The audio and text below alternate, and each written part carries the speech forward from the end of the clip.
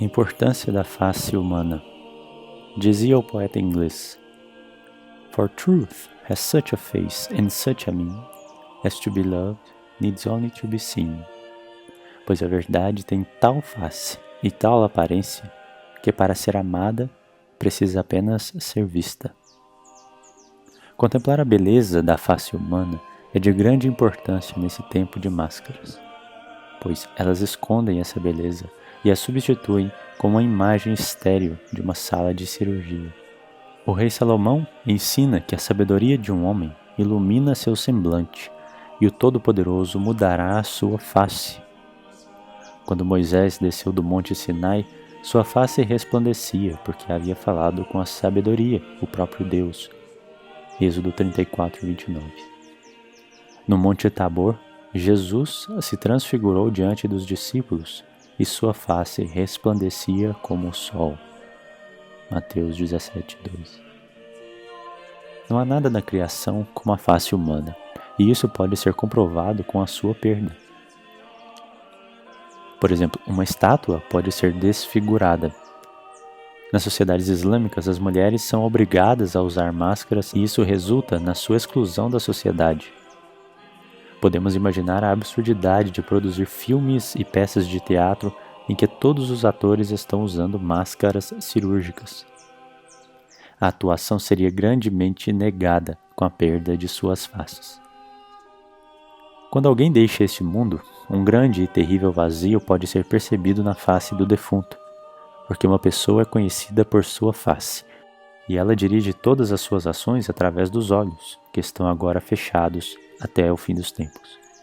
Os olhos são mesmo as janelas da alma, porém, se o resto da face não concordar com os olhos, nós percebemos uma incoerência e logo pensamos que o sorriso é falso ou malvado. Precisamos ver toda a face para entender o contexto, o sentido do sorriso. Portanto, a face humana mostra a virtude ou o vício da pessoa e é um sinal externo para o mundo do caráter interno da pessoa. Quando voltamos nossa atenção para a face de uma pessoa, isso é uma profunda expressão de caridade. Essa caridade é aumentada ainda mais quando a face que contemplamos é defeituosa. Lembramos aqui de São Damião de Molokai. Em sua primeira visita naquela ilha do Havaí para ministrar na colônia de leprosos, ele olhou para a face de um homem acometido pela doença, o que levou este homem às lágrimas, porque o padre não desviou o olhar. Sua gratidão foi acompanhada de espanto quando ele estendeu a mão para ajudar o padre a subir no barco. São Damião agarrou sem luvas. A notícia desse contato humano espalhou-se rapidamente entre as almas daquela ilha, de que havia chegado um padre que cuidava deles e, quem sabe, talvez até os amasse.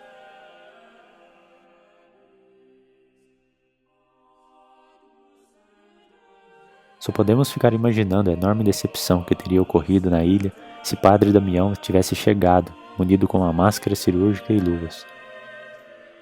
Assim, o simples contato humano da face, das mãos, mostra e pode até mesmo garantir que estamos interessados em uma pessoa pelo seu próprio bem e não apenas pelo que ela pode fazer por nós.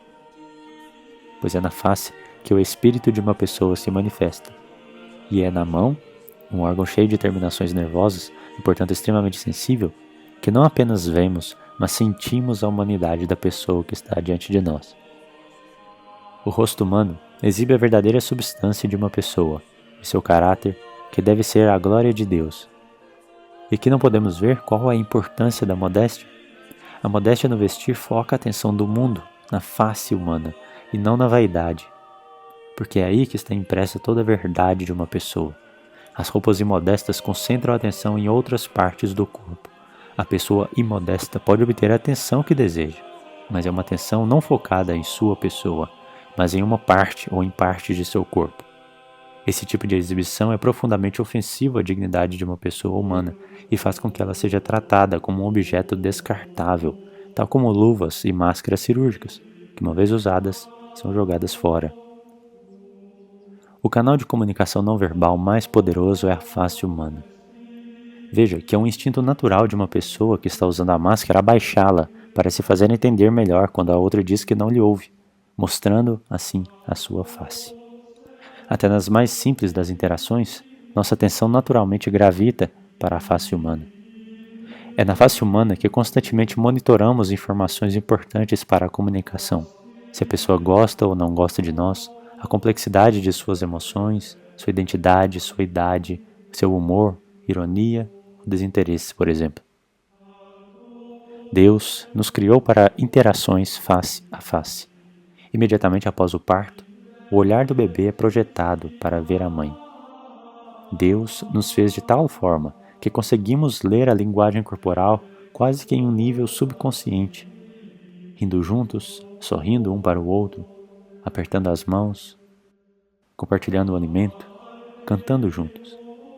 Essas coisas não conseguem ser substituídas pela comunicação eletrônica. Quando estamos diretamente diante de uma pessoa a meio metro, que é o nosso distanciamento social normal, podemos manter o contato visual, sorrir ou fazer cara feia e receber sinais através das expressões faciais dos outros. Conectar-nos com um bom aperto de mãos, ouvir bem melhor e colher informações sobre a honestidade do outro.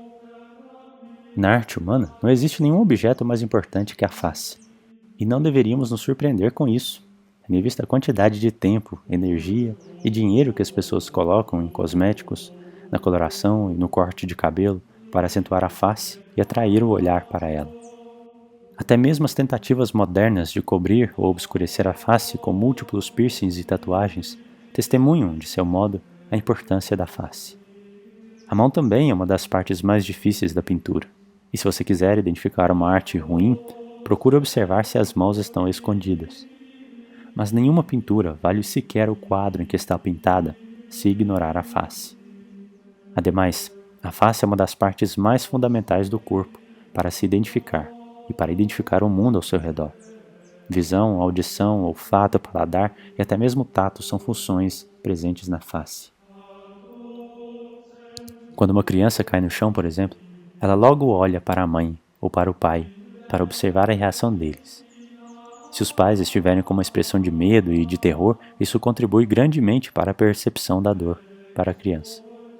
Mas se os pais ficam calmos e tranquilos, então a criança tem a impressão de que é apenas um arranhão e logo ficará bem. A obrigação universal de usar máscaras é um desastre para a sociedade e para a alma humana. Um filme lançado em 2016, chamado Silêncio, dirigido por Martin Scorsese, baseado em um livro japonês escrito em 1966 por Shusaku Endo, mostra, entre outras coisas, a história de um padre jesuíta português que apostatou durante a sua missão.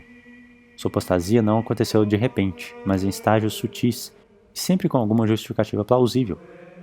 Primeiro, o padre Rodrigues deixou de fazer a bênção antes das refeições, depois de rezar o terço, depois passou a celebrar a missa sem as vestimentas. Depois ele parou de pregar batismo. Começou a levantar mais tarde, ignorando a hora do sono. Se separou da sua companhia sacerdotal. E por fim parou de celebrar missa. As tragédias espirituais nunca acontecem de repente. Nenhum pecado mortal nasce da noite para o dia. Ele é cultivado com pequeninos pecados veniais que são ignorados pela pessoa. Oremos e vigiemos para que isso não aconteça também com relação à nossa percepção do que é ser humano e do que é ser igreja e da necessidade dos sacramentos. Cedendo nas máscaras, depois no distanciamento, depois no isolamento social, depois nos certificados digitais, nos aplicativos para manter registros de quem nós encontramos e por aí vai. As forças deste mundo querem implantar um estado tecnocrático, a quarta revolução industrial. E a máscara é um sinal constante de que nós estamos aceitando tudo isso. E elas contribuem para que as outras pessoas com menos informações tenham uma noção errada da realidade, queiram migrar para o mundo virtual e estejam a todo momento em pânico, não podendo julgar corretamente, segundo a razão, os eventos que acontecem e as decisões que precisam ser tomadas.